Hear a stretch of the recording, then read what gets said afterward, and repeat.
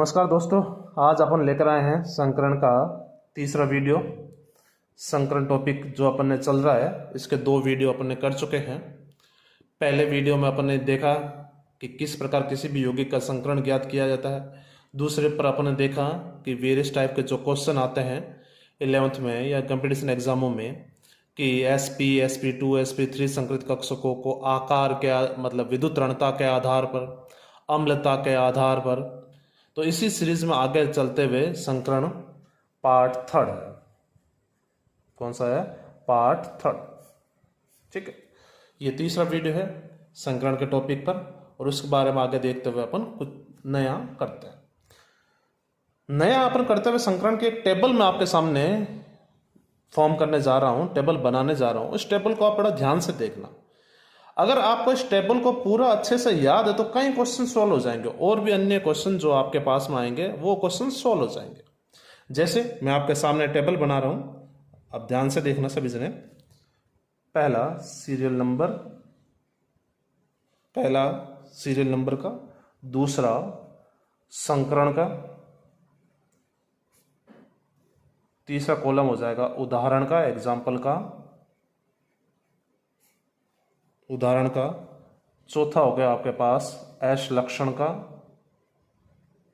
पांचवा आपके पास हो गया पी लक्षण का।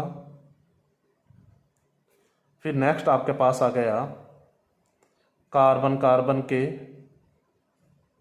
मध्य की बंध लंबाई।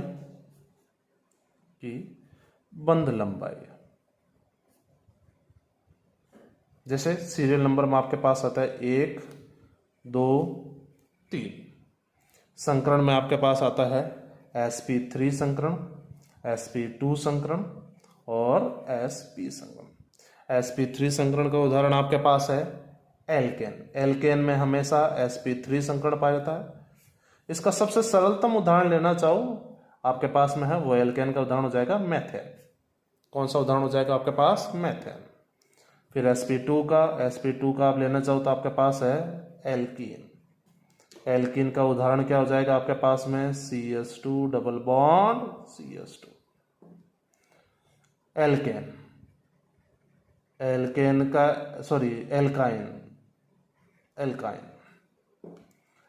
का sp में कौन सा संकरण पाता है? उदाहरण क्या हो गया? एल्काइन। जैसे CH ट्रिपल बॉन्ड CH। आपके सामने है कि sp3 संकरण मेनली किन में पाया जाता है? एल्केन में पाया जाता है। sp2 संकरण किस में पाया जाता है? एल्कीन में पाया जाता है। और sp संकरण किस में पाया जाता है? एल्काइन में पाया जाता है। sp3 संकरण वाले यौगिकों में s लक्षण कितने होते हैं आपके पास में? आपको पता है 25%। sp2 वालों में s लक्षण कितने होते हैं आपके पता ही है आपके सामने कि 33.3%। और sp वाला में कितने होते हैं आपके पास में? 50%। क्लियर है? तो फिर पी लक्षण कितने हो गए? पी लक्षण हो गए सर 75%। sp2 में पी लक्षण हो गए 66.6%। और sp में पी लक्षण कितने हो गए? 50%। कार्बन हाइड्रोजन के मध्य की बंध लंबाई के आधार पर अपन देखें तो कार्बन के मध्य की बंध लंबाई होती है किसमें? sp3 संकरण में। वो कितनी होती है? sp3 वालों में 154 पिकोमीटर। sp2 वालों में कितनी होती है? 134 पिकोमीटर। और sp वालों में कितनी होती है? 120 पिकोमीटर। 120 पिकोमीटर आपके सामने है तीनों के बारे में, sp, sp2, sp3। इसी सीरीज में आगे बढ़ते हुए मैं पहला ये हो गया सीरियल नंबर, दूसरा संकरण हो गया आपके पास में, तीसरा उदाहरण हो गया, चौथा एस लक्षण हो गया, पांचवा पी लक्षण हो गया, छठा कार्बन के मध्य की बंध लंबाई। फिर देखते हैं इसी सीरीज में आगे कार्बन हाइड्रोजन के मध्य की बॉन्ड लेंथ। कार्बन हाइड्रोजन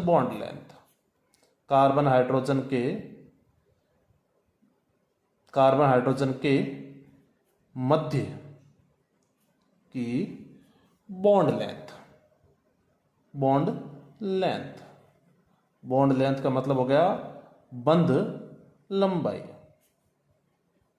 ठीक है, तो आपके पास में बेटा अगर किसी में sp3 संकरण है तो उसमें कार्बन हाइड्रोजन के मध्य की बंध लंबाई का मान कितना आएगा? वो आएगा 112 पिकोमीटर। अगर किसी में sp2 है तो उसमें बॉन्ड लेंथ का मान कितना है, 110 पिकोमीटर। और अगर sp है तो उसमें कार्बन हाइड्रोजन के मध्य की बंध लंबाई का मान आएगा 108 पिकोमीटर। 108 पिकोमीटर। इसी सीरीज में आगे देखते हुए अपन देखते हैं कि अगर किसी यौगिक में बॉन्ड एंगल, इसी सीरीज में देखते हैं अपन बॉन्ड एंगल। बॉन्ड एंगल मतलब बंध कोण। कि sp3 वालों में हमेशा बॉन्ड एंगल कितना पाया जाता है वो अपने को देखना है। sp3 वालों में बॉन्ड एंगल कितना पाया जाता है, 109 डिग्री 28 मिनट। ठीक है। sp2 वालों में बॉन्ड एंगल कितना पाया जाता है, 120 डिग्री। और sp वालों में बॉन्ड एंगल कितना पाया जाता है, 180 डिग्री। ठीक है। आपके सामने बेटा इनकी संरचनाएं। फिर आपके पास आती है इनकी बॉन्ड एंगल के बाद जो आता है आपके पास बाद में आती है उसकी संरचना। बाद में आती है इसकी संरचना। संरचना में sp3 वालों की संरचना कैसी होती है, वो संरचना होती है इनकी चतुष्फलकीय। चतुष्फलकीय।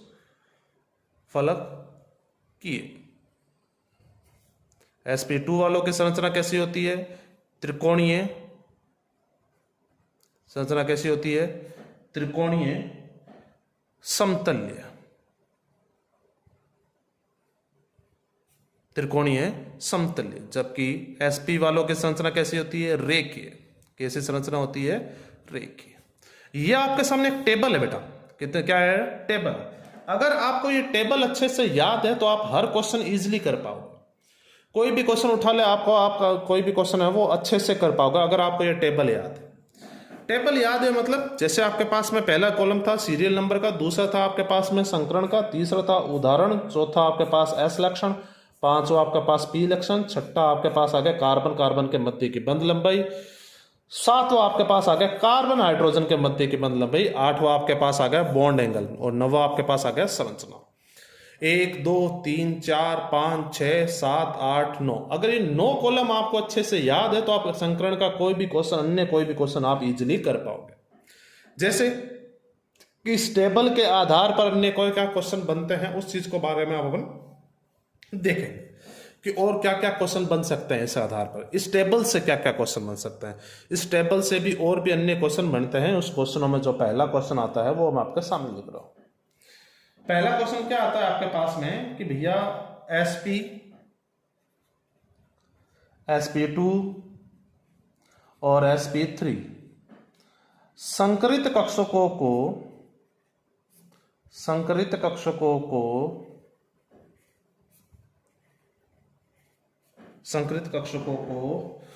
आकार के आधार पर बढ़ते क्रम में लिखिए। किस आधार पर लिखना, आकार के आधार पर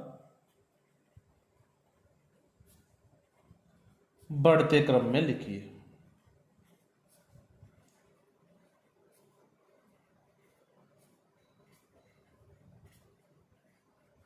किस आधार पर लिखना है, आकार के आधार पर बढ़ते क्रम में लिखिए। अब देखो, अब बात उठती है सर आकार कैसे डिसाइड करें। sp sp2 और sp3 संकरित कक्षकों में आकार को तो कुछ है ही नहीं। अब देखो बेटा, आकार का डिसाइडेशन होगा इनके sp संकरण sp किसका उदाहरण है आपके पास। जैसे मैं आंसर लिख रहा हूं इसके सामने, sp किसका उदाहरण है, sp सर किस में पाया जाता है, एल्काइन में। sp2 किस में पाया जाता है बेटा, sp2 पाया जाता है एल्कीन में। और sp3 किस में पाया जाता है, एल्काइन में, एल्केन में। ठीक है। तो एल्काइन में कार्बन कार्बन के मध्य की बंध लंबाई कितनी होती है, ये रहा आपके सामने एल्काइन। एल्काइन में कार्बन कार्बन के मध्य की बंध लंबाई का मान कितना आता है, 120 पिकोमीटर। एल्कीन में कार्बन कार्बन के मध्य की बंध लंबाई का मान कितना होता है, एल्कीन में कितना आता है आपके पास में, 134 पिकोमीटर। तो आप लिख लो बेटा, सॉरी एक सही है, सॉरी एल्कीन में कितना होता है, 134 पिकोमीटर। जबकि एल्केन में कार्बन कार्बन के मध्य के बंध लंबाई का मान कितना आता है, 154 पिकोमीटर।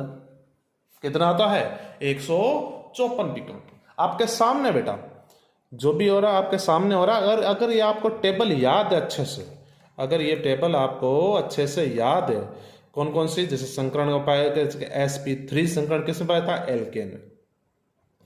एल्केन में s लक्षण कितने होते हैं, 25%, p लक्षण कितने होते हैं, 75%, कार्बन कार्बन के मध्य की बंध लंबाई कितनी होती है, 154 पिकोमीटर, 154 पिकोमीटर। जबकि sp2 में कौन किसका उदाहरण है, एल्कीन में sp2 संकरण होता है। मैंने इसका नीचे उदाहरण लिख भी दिया आपके सामने बेटा, कि कौन सा एल्कीन का भी कोई भी उठा लो चाहे, मैंने उदाहरण लिखा भी है। कौन सा उदाहरण लिखा है, एथीन, एल्कीन का ही उदाहरण है। इसमें कार्बन कार्बन के मध्य की बंध लंबाई का मान कितना आया था अपने पास, 134 पिकोमीटर। पता लग रहा होगा आपको बेटा। sp संकरण है, sp संकरण का उदाहरण कौन सा हो गया, एल्काइन हो गया आपके पास में। कौन सा उदाहरण हो गया, एल्काइन। इसमें कार्बन कार्बन के मध्य की बंध लंबाई का मान कितना आ गया, 120 पिकोमीटर। तो आपके सामने बेटा क्या लिखना है अब, sp sp2 sp3 संकरित कक्षकों को किस आधार पर, आकार के आधार पर। आकार के आधार पर मैं आप देखो बेटा, मैं आपके सामने बता रहा हूं। जैसे अगर किसी में कार्बन कार्बन के मध्य की बंध लंबाई 154 पिकोमीटर है, ठीक है, एक यौगिक जिसमें कार्बन कार्बन के मध्य की बंध लंबाई का मान कितना आ रहा है आपके पास में, 134 पिकोमीटर, और एक कार्बन कार्बन के मध्य की बंध लंबाई का मान कितना आ रहा है, 120 पिकोमीटर। कितना आ रहा है, 120 पिकोमीटर। तो सबसे बड़ा आकार किसका हो रहा है, 154 वाले का। किसका हो रहा है, 154 वाले का, उसके बाद 134 वाले का, और उसके बाद 120 वाले का। तो आपके पास में जो क्वेश्चन था, उस क्वेश्चन का आंसर आपको करना बेटा। क्वेश्चन क्या था आपके सामने, कि sp sp2 sp3 संकलित कक्षकों को आकार के आधार पर बढ़ते क्रम में लिखना है। तो आप देख लो किसका जब सबसे बड़ा आकार होगा, sp3 वालों का। उससे छोटा आकार किसका होगा, sp2 वालों का। उससे छोटा आकार किसका होगा, sp वालों का। तो आपके सामने बेटा, तो सबसे बड़ा आकार किसका हो गया आपके पास में, sp3 संकलित कक्षकों का। उसके बाद किसका हो गया, sp2 वालों का। और उसके बाद सबसे छोटा आकार किसका हो गया, sp वालों का। क्लियर है बात। ये क्वेश्चन हो गया आपके पास में, किस आधार पर, sp sp2 sp3 संकलित कक्षकों को आकार के आधार पर बढ़ते क्रम में लिखना है। आ रही उस समय। इसी के साथ लगभग अपने संकरण के जितने भी मेनली टॉपिक है, जो आपके बेसिक कंसेप्ट हैं, वो आपके इसी टेबल से क्लियर हो जाएंगे। इसलिए इस टेबल को थोड़ा ध्यान से देखना। इसके सब घटक जैसे संकरण, इसका उदाहरण, इसका एस लक्षण, इसकी पी लक्षण, कार्बन कार्बन के मध्य की बंध लंबाई, कार्बन हाइड्रोजन के मध्य की बंध लंबाई, बंध बॉन्ड एंगल और संरचना।